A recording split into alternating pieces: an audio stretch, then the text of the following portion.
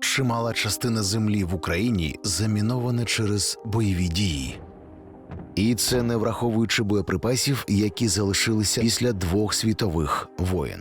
Зараз Україна на 5-му місці у світі за кількістю постраждалих від мін. Мирні жителі натрапляють на міни прямо біля своїх будинків, як то вчитель біології з села Степне, а фермер з Гранітного підірвався, коли працював на власному полі. Третина тих, хто підірвався на мінах, гине на місці. Багато людей отримує інвалідність, а до цього додається й депресія. Крім очевидної небезпеки, міни шкодять економіці регіону. Через них зупиняються підприємства, люди втрачають роботу. Чимало місцевих, аби прогодувати себе, працюють на полях, знаючи, що там можуть бути міни. Розмінування в Україні триває, але повільніше, ніж хотілося б. Ускладнює ситуацію і те, що бойові дії продовжуються, а отже і мін більше. За 2020 рік фахівці з розмінування обстежили приблизно 5,5 тисяч гектарів, а ще знешкодили понад 92 тисячі боєприпасів.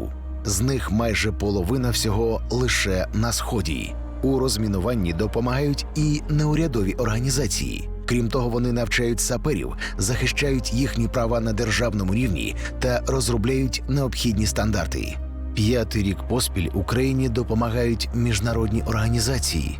Вони працюють над гуманітарним розмінуванням та долучаються до розробки важливих документів та програм. А ще допомагають з обладнанням, навчають саперів і готують фахівців. Вони також займаються просвітою для дітей та дорослих. А країни-партнери підтримують фінансово та діляться досвідом. 2020 року Верховна Рада ухвалила важливі зміни до закону. Тепер в Україні створять нові органи, які координуватимуть розмінування. Це значно полегшить та пришвидшить цю роботу.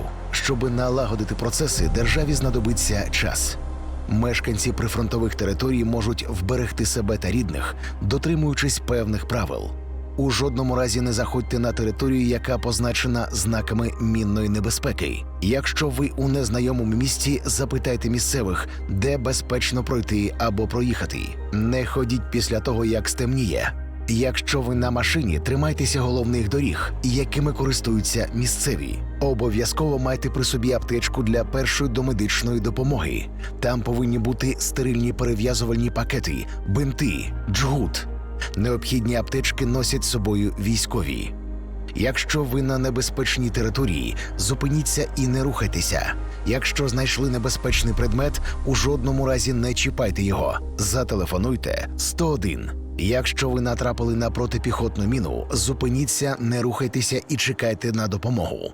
Говорять, що 1 рік війни коштує 10 років розмінування. Україна мусить всіма силами його прискорювати. Розмінування допоможе врятувати тисячі життів. Люди зможуть спокійно повернутися до своїх домівок.